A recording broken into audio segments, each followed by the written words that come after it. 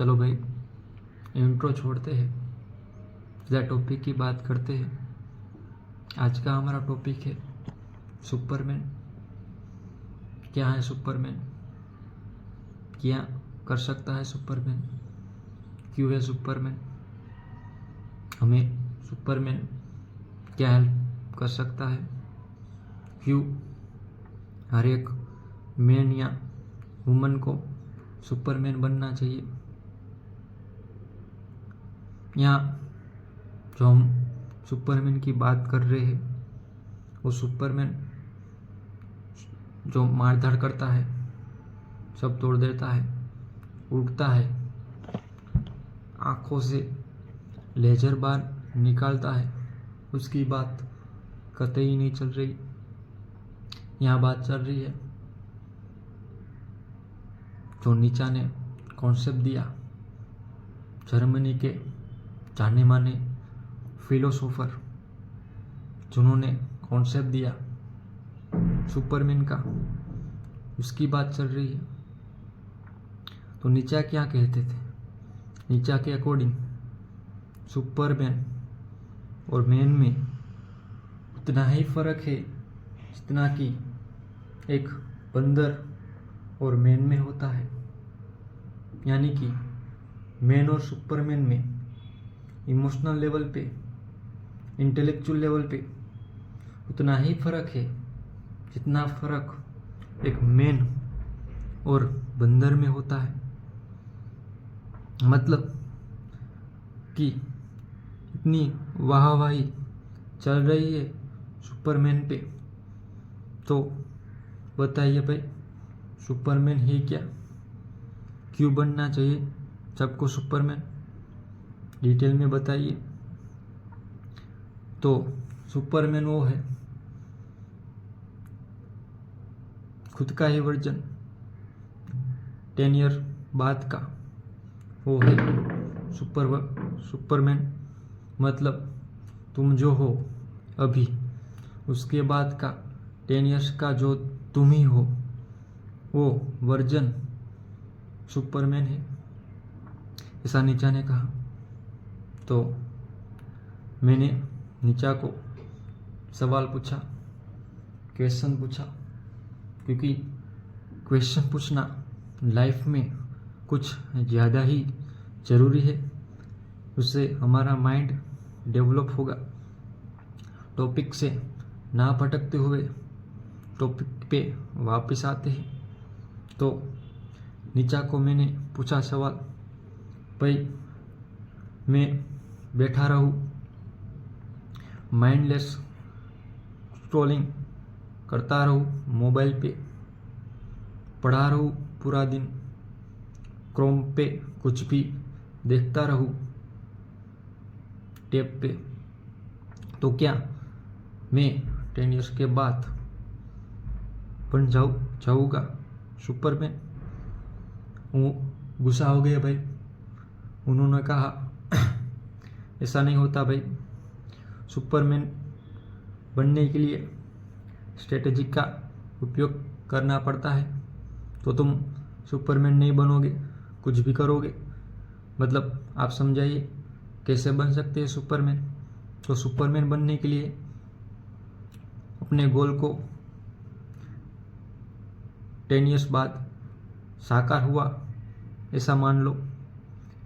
मतलब कि 10 ईयर्स का बाद का तुम्हारी वर्जन, अपडेटेड वर्जन, तुम्हारा ही जो गोल हासिल कर चुका है, उसको ही तुम अपना आइडियल बना लो और उसको थोड़े पार्ट में डिवाइडेड करो कि इतने साल में मैं ये हासिल करूँगा, इतने साल में मैं ये हासिल करूँगा।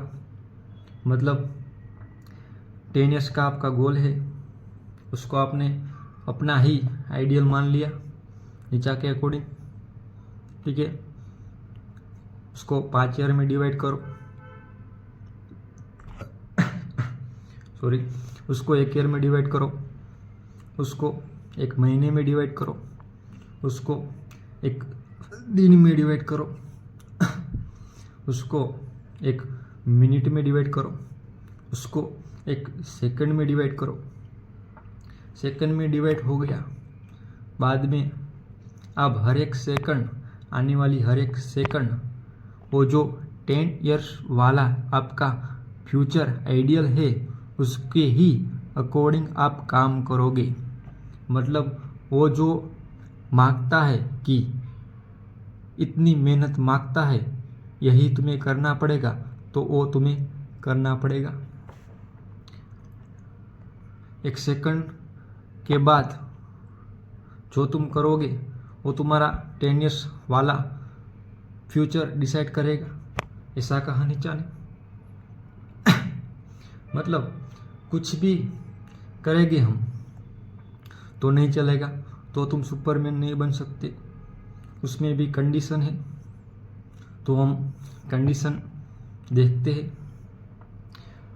तो सेल्फ डिसिप्लिन मतलब शाम को जो तुम्हें करना है, पूरे दिन का तुम्हारा शेड्यूल है, जो तुम 10 डेज बाद बनने वाले हो, वो पूरा दिन का शेड्यूल उसकी तरफ तुम्हें डायरेक्शन पॉइंट आउट कर रहा है, वो चेक करो।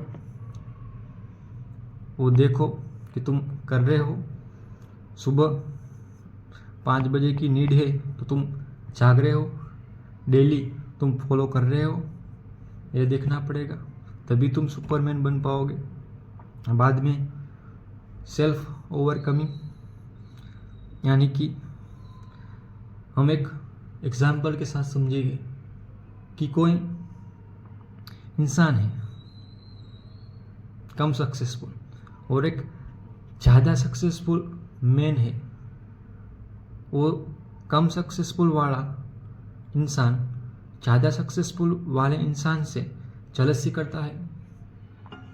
तो वो जलसी क्यों करता है, उसमें भी एक कंसेप्ट आता है भाई, जलसी क्यों होती है इंसान को? जलसी इसीलिए होती है क्योंकि वो इंसान उसके जैसा बन नहीं पाता, उसलिए वो जलसी करता है। उसे लगता है वो उसकी तरह कभी बन नहीं पाएगा, इसलिए उसका जो इमोशन है वो जलसी की स्वरूप में बाहर निकलेगा। अगर वो बन पाता वैसा तो वो कभी जलसी नहीं करता। वो नीचा ऐसा कहते हैं, अगर सुपरमैन तुम्हें बनना है तो सब ओवरकम करना पड़ेगा।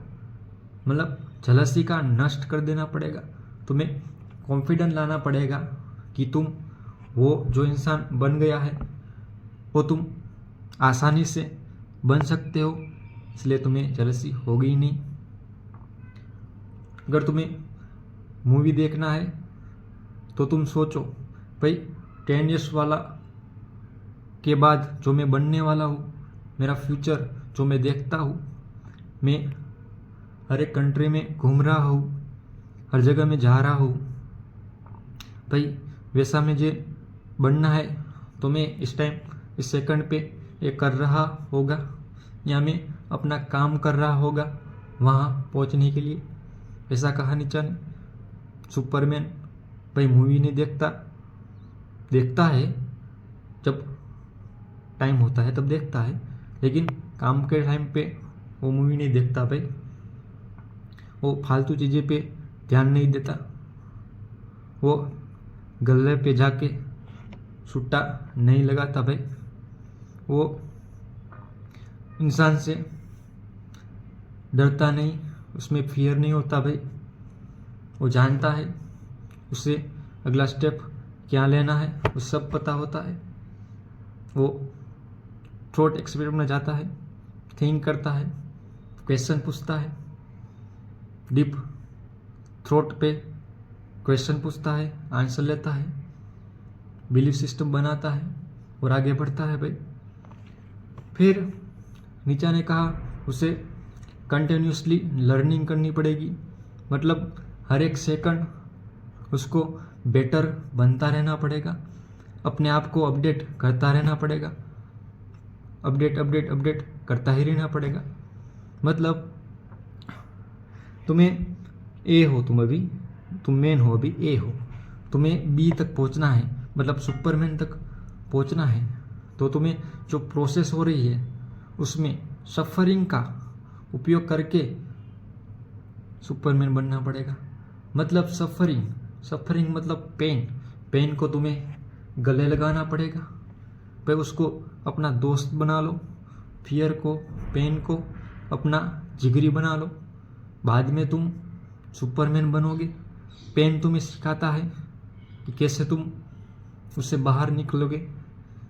पेन तुम्हें जीना सिखाता है कि लाइफ ऐसे ही चलती है, कभी तुम हैप्पी ही नहीं रह सकते।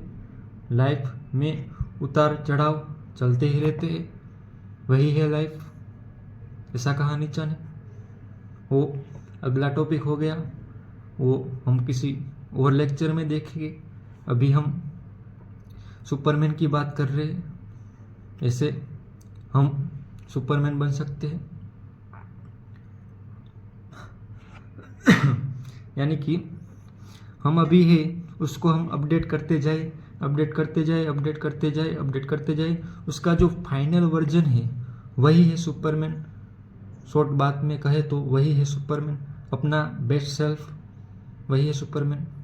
सुपरमैन में और भी कंसेप्ट आते हैं जैसे कि will to power, nihilism, last man, वो सब हम बाद के लेक्चर में पढ़ेंगे, क्योंकि अभी लेक्चर बहुत बड़ा हो गया है इसीलिए। और लास्ट में एक बात बोलता हूँ मैं कि अगर लाइफ में आगे बढ़ना है, बहुत बढ़िया लाइफ जीनी है, तो सुपरमैन बनना बहुत ही ज़्यादा ज़रूरत है।